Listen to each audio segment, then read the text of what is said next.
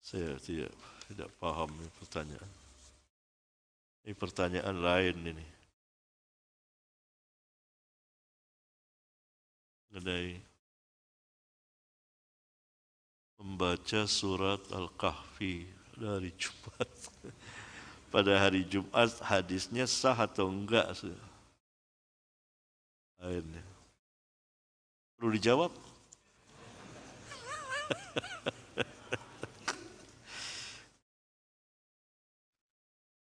Ikhwan, banyak banget saya ditanya seperti ini.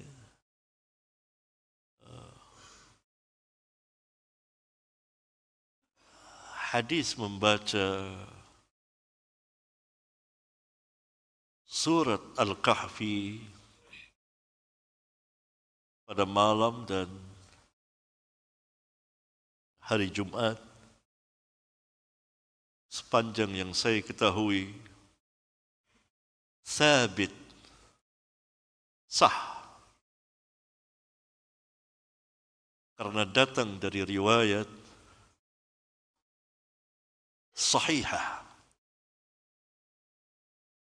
walaupun tidak disebut pada sebagian riwayat. Tidak mengapa, karena selama yang meriwayatkannya itu Al-Hafidh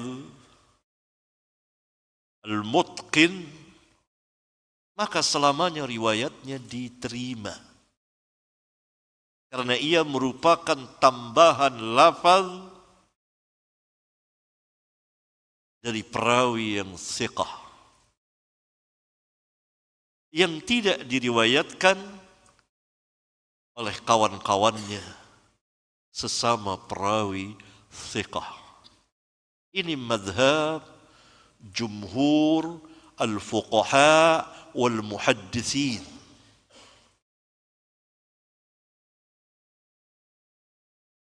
Ini kan yang bikin bingung, banyaknya pertanyaan, karena sebagian ikhwan menyatakan hadis tersebut dhaif, tetapi secara mujmal, kesimpulan. Kalau saya tidak salah seperti itu ya. Tidak dirinci mengapa lemahnya. Ini bingung. Maka bagi para pelajar seperti saya dan antum yang akan menyelamatkan diri dari taklid semata, tentu tidak akan berpegang kepada perkataan tersebut.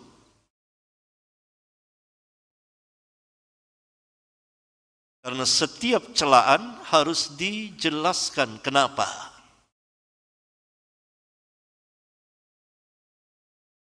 Bahkan saya melihat di video di YouTube Syekh Abu Ishaq Al-Huwaini melemahkannya dan memperincinya, menjelaskannya. Walaupun saya tidak setuju. Tetapi beliau menjelaskan sebab beliau melemahkan. Nah, saya mengatakan bahwa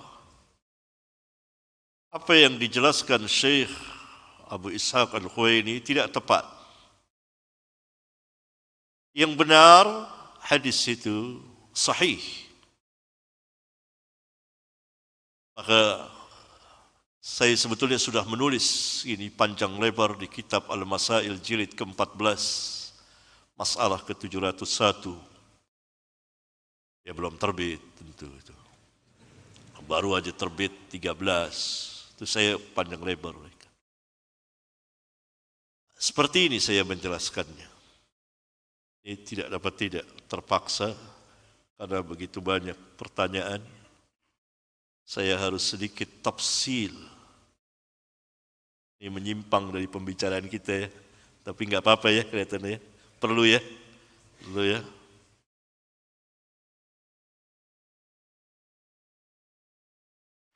hadis tentang membaca surat Al-Kahfi pada hari Jumat, sanad itu beredar dari jalan Abu Hashim Ar-Rummani. Abu Hashim Ar-Rummani menerima hadis ini dari Abu Mijlaz. Abu Mijlaz, Mim, Jim, Lam, Zay, Mijlaz, menerima hadis ini dari Qais bin Ubad. Qais bin Ubad menerima hadis ini dari Abu Sa'id Al-Khudri radhiyallahu taala anhu.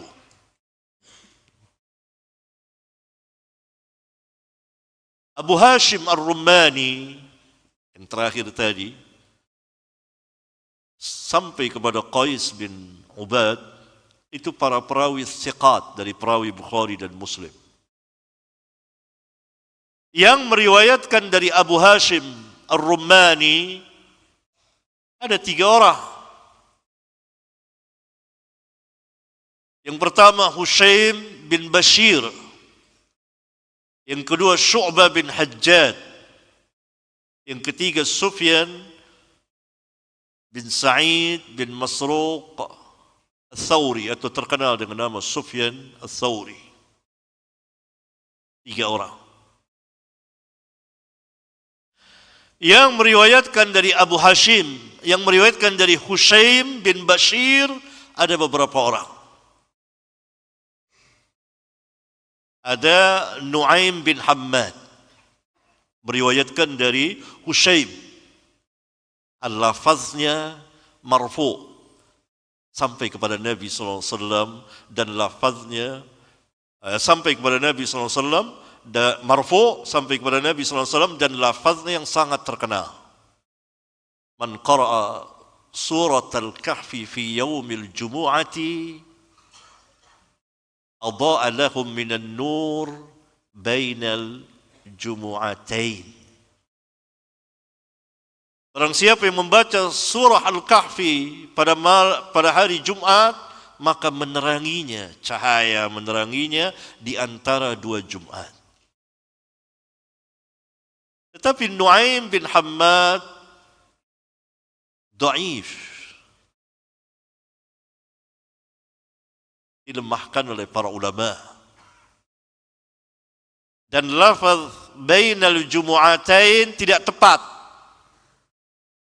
Keliru dia. Oleh karena itu yang mengiringi, yang mengikuti Nu'aim adalah Yazid bin Makhlad bin Yazid. Diriwayatkan secara mu'allaq oleh Al-Imam Al-Baihaqi. Lafaznya sama, marfu' lafaznya sama, tapi bagian akhirnya fima bainahu wa bainal baitil atiq, akan meneranginya jaraknya antara dia dengan Ka'bah, Baitul Atiq. Ini lafaznya benar, tetapi hadisnya mu'allaq. Kemudian yang meriwayatkan dari Hushaim lagi, selain Nu'aim bin Hammad dan Yazid bin Makhlad bin Yazid, ada Abu Nu'man. Abu Nu'man namanya Muhammad bin Fadl As-Sadusi. Dia meriwayatkan dari Hushaim bin Bashir. Dan terus ke atas seperti yang saya sebutkan, tetapi mauquf hanya perkataan Abu Sa'id Al-Khudri, tetapi dihukumi marfu' karena berbicara tentang perkara yang gaib. Al-lafaznya seperti ini. Man qara'a surat al-kahfi lailatal jumu'ati adha'a lahu minan nur fima bainahu wa bainal baitil atiq. Barang siapa yang membaca surah Al-Kahfi pada malam Jumat, maka nur cahaya akan meneranginya antara dia dengan Ka'bah, jaraknya. Nah, ini hadis sahih, mauquf perkataan sahabat yang dihukumi marfu, yakni bersandar kepada Nabi sallallahu alaihi wasallam. Mengapa? Karena yang dibicarakan adalah perkara yang gaib, yang tidak mungkin Abu Sa'id Al-Khudri akan mengetahui bahwa membaca surat itu pada malam Jumat akan diterangi oleh cahaya antara dia dengan Mekah, dengan Ka'bah. Kalau bukan dapat keterangan dari Nabi yang mulia alaihi salatu wassalam. Ini sahih hadisnya. Karena rawi-rawinya thiqat. Abu Nu'man, rawi dari Bukhari dan Muslim, thiqah. Hushaim bin Bashir, sudah saya jelaskan, thiqah. Abu Hashim Ar-Rumani, dan terus ke atas tadi saya jelaskan. Ini rawi sahih ala syaratil Bukhari wa Muslim, atas syarat Bukhari dan Muslim. Di sini disebut malam Jumat. Dan Abu Nu'man tidak sendirian dalam meriwayatkan hadis itu. Ada yang membantunya, yaitu Al-Imam Sa'id bin Mansur, meriwayatkan di kitab sunannya dari Hushaim bin Bashir dan terus ke atas. Mauquf sama. Lafaznya, man qara'a surat al-kahfi fi yaumil jumu'ati adha'a lahu minan nur fima bainahu wa bainal baitil atiq. Barang siapa yang membaca surah Al-Kahfi pada hari Jumat, maka cahaya akan meneranginya antara dia dengan Ka'bah. Sa'id bin Mansur, seorang imam dari rawi Bukhari dan Muslim, thiqah, dan penulis karya-karya ilmiah. Ia meriwayatkan hadis ini di kitab sunannya. Ini sahih. Disebut hari Jumat. Tidak bisa hadis ini ditolak. Hanya karena yang lain tidak meriwayatkan lafaz Jumat. Lafaz hari Jumat. Tidak bisa. Karena masing-masing rawi thiqah meriwayatkan apa yang ia terima dari syekhnya. Ini riwayat Hushaim bin Bashir. Sekarang kita lihat riwayat Syu'bah bin Hajjaj. Yang meriwayatkan dari dia Muhammad bin Ja'far Gundar. Lafaznya seperti ini. Man qara'a surat al-kahfi kama unzilat kanat lahu nuran yawmal qiyamati min maqamihi ila Makkah. Barang siapa yang membaca surat Al-Kahfi, tidak disebut malam dan hari Jumat, sebagaimana diturunkan, cahaya akan meneranginya nanti pada hari kiamat antara dia dengan Mekah. Sama dengan hadis yang sebelumnya, hanya di sini tidak disebut hari Jumat, menunjukkan bahwa cahaya yang akan menerangi nanti pada hari kiamat, bukan sekarang. Kan? Man qara'a surat al-kahfi kama unzilat kanat lahu nuran yawmal qiyamah min maqamihi ila Makkah. Barang siapa yang membaca surat al-kahfi sebagaimana Allah turunkan, maka cahaya akan meneranginya pada hari kiamat. Kalimat yaumul qiyamah ini berfaedah sekali.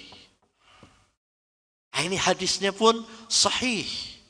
Sebagian meriwayatkan marfu kepada Nabi SAW, yang meriwayatkan dari Syu'bah, yaitu Yahya bin Katsir Abu Ghassan, marfu kepada Nabi SAW. Sedangkan Muhammad bin Ja'far meriwayatkan mauquf, tetapi tetap saja dihukumi marfu.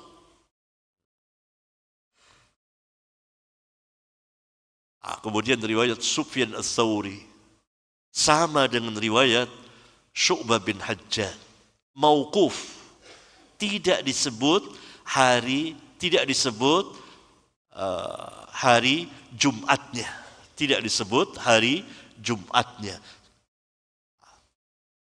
Syekh Abu Ishaq Al-Huwaini, karena sebagian ikhwan tidak memperinci, saya perlu mengomentari apa yang dikatakan Syekh Abu Ishaq Al-Khuwaini yang saya tidak sepakat. Mempertentangkan antara riwayat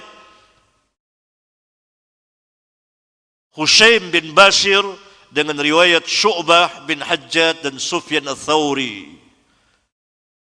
Dikatakan bahwa Syu'bah bin Hajjaj dan Sufyan Ats-Tsauri tidak menyebut pada hari Jumat.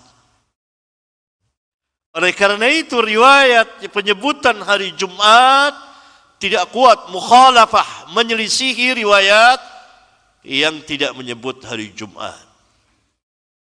Ini tidak tepat. Keliru. Mengapa? Karena Hushaim bin Bashir seorang hafiz, seorang yang mutqin, bukan seorang yang lemah. Berarti ziyadah tambahan dari Hushaim wajib diterima menurut para fuqaha dan para muhadditsin, karena ia hadis yang berdiri sendiri, tidak dipertentangkan dengan riwayat Sufyan Ats-Tsauri dan Syu'bah bin Hajjaj. Oleh karena itu Al-Imam At-Tirmidzi di akhir kitab sunannya menjelaskan bahwa yang jadi pegangan itu apabila ada tambahan riwayat, tambahan lafaz dari sebagian rawi adalah rawi yang hafiz. Dan Hushaim adalah rawi yang hafiz, mutqin, rawi Bukhari dan Muslim. Bahkan ada kisah yang menarik. Hushaim bin Bashir sejak kecil sudah duduk di majelis hadis. Ayahnya melarangnya. Ayahnya penjual ikan. Larang. Tapi Hushaim tetap duduk di majelis hadis. Suatu saat dia tidak hadir di majelis hadis. Maka guru besar di situ bertanya, kemana orang anak yang biasa hadir tadi? Diberitahukan dia sakit. Sakit, mari. Qadi ini, qadi besar. Mari kita jenguk, bangun semua. Jenguk Hushaim. Datang ke rumah penjual ikan ini. Lalu ayahnya Hushaim diberitahukan ada qadi datang ke rumah antum. Kaget dia, qadi sampai datang ke rumahnya. Saya ini orang apa kok bisa didatangi qadi? Hanya karena anaknya. Maka kemudian dia berkata kepada, ya bunayya, wahai anakku, dahulu saya pernah melarangmu belajar hadis, sekarang belajarlah. Gitu. Suruh belajar. Yani qadi datang ke pintu rumahnya. Orang besar datang ke pintu rumahnya karena anaknya. Nah itu cerita Hushaim, dia orang hafiz. Bagaimana riwayatnya ditolak? Setiap tambahan dari perawi yang thiqah maka wajib diterima walaupun kawan-kawannya tidak meriwayatkannya.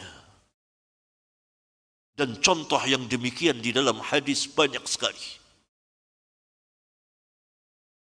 Syekh Abu Ishaq Al-Khuwaini, saya yakin beliau adalah seseorang yang mensahihkan hadis menggerak-gerakkan jari telunjuk. Karena gurunya yaitu Syekh Albani mensahihkannya. Hadis ini diriwayatkan oleh belasan rawi. Silakan baca di kitab Al-Masail jilid 2. Silakan baca.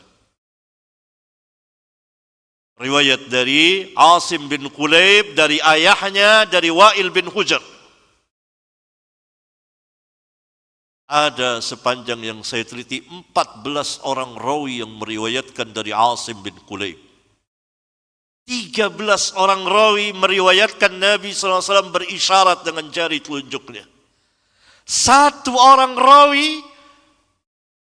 meriwayatkan bahwa Nabi SAW menggerak-gerakkan jari dari Asim bin Kulayb, yaitu Zaidah bin Qudamah. Itu harus cermat dengar ngomongan saya ini.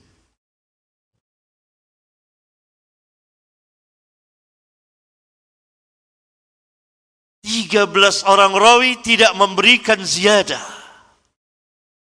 Tidak ada ulama yang mengatakan bahwa 13 orang rawi ini menyalahi satu orang rawi sehingga riwayatnya dhaif. Enggak ada. Dari An-Nawawi sampai Albani rahimahumullahu ta'ala tidak ada yang melemahkan hadis ini. Termasuk Syekh Abu Ishaq sendiri. Padahal di antara 13 orang rawi itu ada imam-imam besar seperti Sufyan Ats-Tsauri, Syu'bah ada di situ. Ada Sufyan bin Uyainah, ada Abdullah bin Idris, ada Zuhair bin Muawiyah dan lain-lain perawi thiqat. Bukan hanya 2 orang, belasan 13 orang. Hanya Zaidah bin Qudamah yang meriwayatkan dari Asim, dari ayahnya dari Wa'il, yang menyatakan bahwa Nabi SAW menggerak-gerakkan jari telunjuknya. Kenapa tidak dikatakan menyalahi? Padahal ini belasan, dan ini hanya 2. Kenapa? Karena yang diriwayatkan oleh Zaidah tambahan dari perawi thiqah. Kecuali dia tidak thiqah. Iya. Dia thiqah. Hafiz, mutqin. Dialah yang meriwayatkan menggerak-gerakkan jari. Hanya 1 orang. Yang lain meriwayatkan hanya berisyarat. Tapi disahihkan oleh ulama, enggak ada yang melemahkannya. Begitu juga riwayat Syu'bah dengan Sufyan Ats-Tsauri yang tidak menyebut hari Jumat tidak mengapa. Itu riwayat dia. Riwayat Hushaim menyebut hari Jumat wajib diterima. Tidak bisa dipertentangkan. Sebab kalau dengan cara seperti itu semata, maka akan banyak hadis terjadi mukhalafah, pertentangan. Menunjukkan bahwa rawi thiqat hafiz mutqin yang memberikan tambahan, dia mempunyai keutamaan dari yang lain. Nah, ini kan kontradiksi antara 2 takhrij Abu Ishaq Al-Huwaini dengan tahrijnya yang dengan takhrij Usbu dengan apa yang dia katakan. Karena itu tadi di awal saya tidak menyetujuinya. Saya kira tidak tepat. Karena riwayat Hushaim bin Bashir tadi sahih. Mauquf dihukumi marfu'. Berarti kelengkapan hadis itu. Barang siapa yang membaca surah Al-Kahfi pada hari Jumat sebagaimana diturunkan Allah, maka cahaya akan meneranginya nanti pada hari kiamat. Antara dia, jarak dia dengan Makkah. Wallahu a'lam bissawab. Itu ringkasan dari apa yang saya tulis. Habis.